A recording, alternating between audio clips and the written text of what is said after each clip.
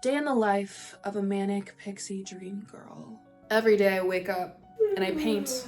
I just paint for like 5 or 10 minutes. I do stream of consciousness with an oil painting. I just let whatever is in my mind flow out. I consider my music tastes rather eclectic. So I just put on something not many people would know. And I spend the next 2 hours perfecting my bangs. You know, sometimes it takes more than that. Sometimes it takes 3 hours, 4 hours, 5, it doesn't matter. I'm joking. I'm joking. Don't live my life like that. Actually, I do. I do, but a little less dramatized, but you know, it's pretty accurate. But here's the thing. I think the way I carry myself in my normal everyday life, my day-to-day activities, is perfectly normal, perfectly fine, but people treat me like I'm a fucking buffoon. Like I'm a freak.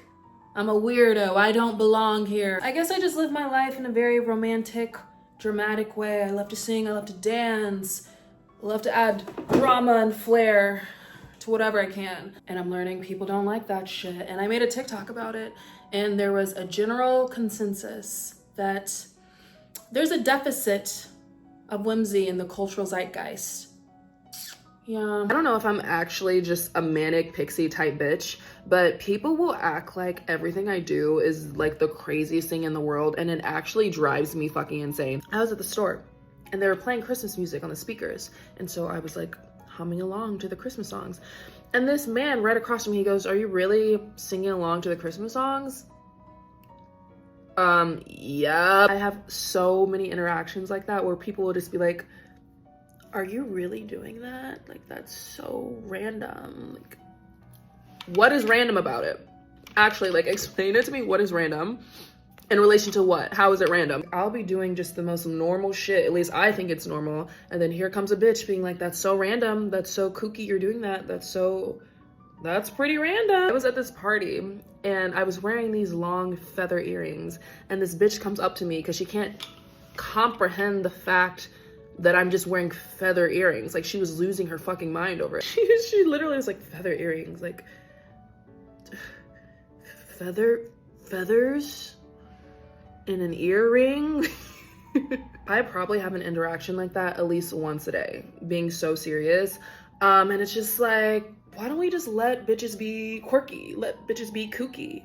I don't even think I'm that quirky, but shit, I guess I am. It's probably the bangs too. The bangs probably don't help, but it's like, just let a bitch be quirky. Damn. Fuck. That's why I'm here. I'm here to help, to enlist my services, to show you how you can be more whimsical. Find the whimsy in your life again, so you can stop being such a miserable bitch. Love you. Step 1 to your journey on finding your whimsy again. Something that I feel is imperative to practicing in your everyday life is to assume that instead of assuming people are being malicious with their actions, just assume they're being dumb. Just assume they're ignorant, they're stupid.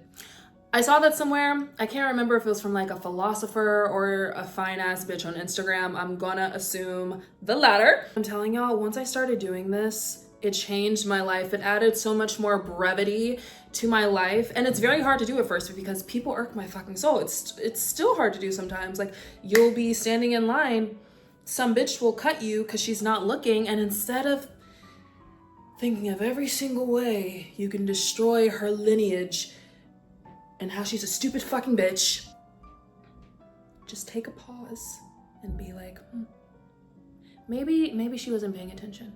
Maybe she has a lot going on. She's distracted. She's not paying attention. And the weight that takes off of your shoulders, you feel so much lighter as a person when you assume that approach. I think as human beings, it would do us all a service if we all just gave each other more grace. Because I think you also would be surprised on how much dumb shit you do that pisses people off, just because you're oblivious, you're in your own little world. We're always in our own little world, that's the thing. You don't mean to do that, right? You're not an awful person.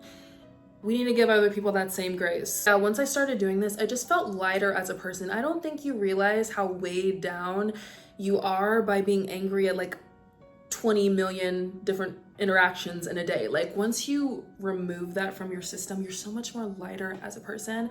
And it's like not that serious, you know what I mean? Like I feel like sometimes it is nice to have something to be angry about, like this bitch cut me off, you know what? Like I get it. I think let's try the other approach, and I think you'll see how much better you feel.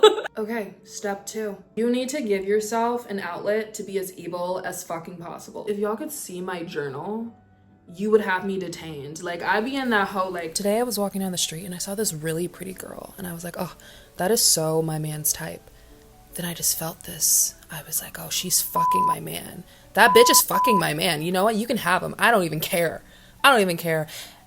She's really pretty. She deserves him. I'm already healed. I'm moving on. Fuck that nigga. I don't even care. She can have him. And I don't give a fuck. I don't feel bad about a single second of it. I used to be so bad about judging my negative emotions, but what I found is when you write it down, you have a space to contain it and view it from like an outside perspective. Because when those thoughts are just floating around, oscillating in your brain, like it's like they have nowhere to go and it consumes you. You can't objectively look at anything. You're like, okay, is this right how I feel? Is this wrong how I feel? But when you just remove it from your brain and you have somewhere to put it, you can like objectively look at it and be like, okay, I was being a crazy fucking bitch in that moment, but you know, that's how I felt in that moment. I'm gonna validate those feelings and now put it to the side because that bitch was tweaking. Be as fucking crazy as you want in that journal. It's a great way to honor your emotions. It's done and it's out of your brain and you feel so much better. I think we need to be realistic as human beings. Like we have really awful thoughts sometimes. Like I don't know, like we do. And I think for the longest time I was like, am I evil incarnate? Because these thoughts were just like oscillating in my brain and I was like holding anger for things. It's like, and I don't think it helps to be like stupid, bad, awful person, bad. Like, get it all out, bitch. Get it out. Sexy yoga.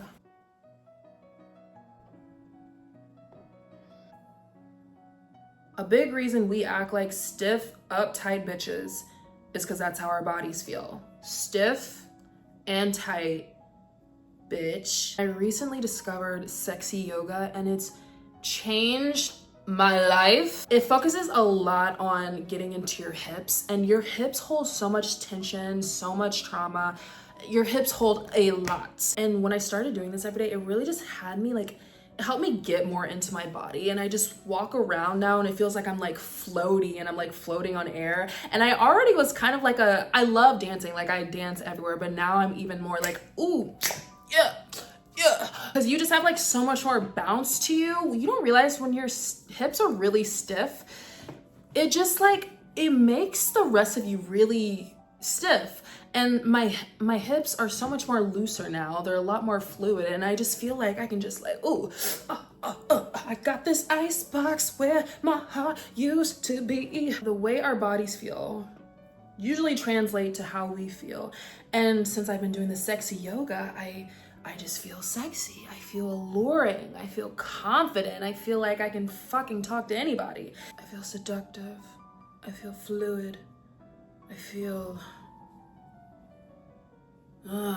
You need to go and just get lost somewhere. I feel like most of our lives are pretty structured under this capitalist regime. We don't really have much time to stray away from our everyday routine. You know, we take the same route home, we go to the same coffee shop, we go to the same Target. You know, it's all the same. I think it would do you a lot of good. Maybe just once a week, get lost somewhere. I went on a walk, like, what was it, last week? And usually I go to like the same coffee shop, right? And I was just like, fuck it, I'm just literally gonna walk somewhere. I walked the opposite direction of where I usually walk, and it was amazing. Like I didn't reach enlightenment or anything, like nothing crazy happened, but it was just, I was so present, because I feel like you kind of go on autopilot, you know, when you're going your same route you usually go. But I went on a walk and I had no idea where the fuck I was, so I had to be really present. And I was like, wow, there's a community garden near me. I have a community garden near me. I had no idea. I would have never known that if I didn't take that fucking walk. I had a little staring contest with a squirrel. I think I took a video of it. I'll insert it here.